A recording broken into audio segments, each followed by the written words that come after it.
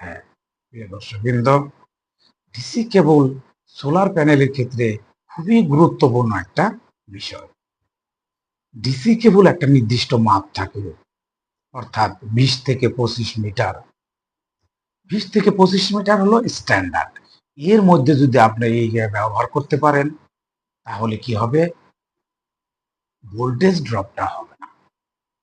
আমি আমার প্র্যাকটিক্যাল অভিজ্ঞতা থেকে দেখেছি, তার চেয়ে বেশি, অর্থাৎ 20 থেকে 25 মিটারের বেশি যদি ডিসি কেবল ব্যবহার করা হয়, অর্থাৎ তাহলে কি হয়? ভোল্টেজ ড্রপ হয়।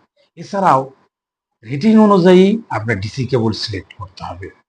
কম অ্যাম্পিয়ার, কম মানের ডিসি কেবল ব্যবহার করা যাবে না। আপনি হাজার হাজার টাকা খরচ করে যদি ডিসি কেবল যদি আপনি কম মানের বা নিম্ন মানের ব্যবহার করেন, তাহলে কিন্তু আপনি সোলার থেকে সেই রকম আউটপুট পাবেন না। তাহলে প্রিয় দর্শকবৃন্দ, আমরা যেটা বলতেছি, সোলার প্যানেল বা সোলার সিস্টেম থেকে যদি আপনি সর্বোচ্চ সুবিধা পেতে চান, তাহলে নিয়মগুলো অবশ্যই মানতে হবে।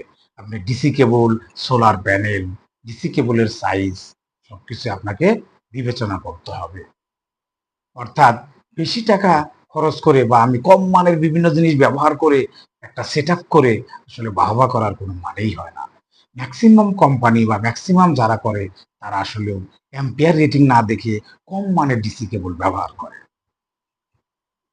আপনারা একটা জিনিস দেখবেন যে আমরা, অর্থাৎ রহিমাপ্রো যে ডিসি কেবল ব্যবহার করে, অন্যরা সেই ডিসি কেবল ব্যবহার করে কিনা, প্রাইসটা আসলে এখানে গুণগত মান, প্রোডাক্টের মানের উপর, কোয়ালিটির উপর ডিপেন্ড করে আসলে প্রাইসটা ইনক্রিজ হয়। সেই জন্যে জিনিস যেটা ভালো, দাম তার একটু বেশি হবে। ধন্যবাদ। এই জন্যই ফাইনালি আমি বলতেছি যে ডিসি কেবল সোলার প্যানেল সিস্টেমের জন্য খুবই গুরুত্বপূর্ণ। কারণ আপনি একটা লং টাইম ইনভেস্টমেন্ট, আপনি প্যানেল কিনলেন 20 বছরের ওয়ারেন্টি বা গ্যারান্টি যেটাই বলি, তো কেবল দিলেন নিম্নমানের, 3-4 বছর পর কেবল চেঞ্জ করা লাগলো, তাহলে কোনো লাভ হবে না। ধন্যবাদ।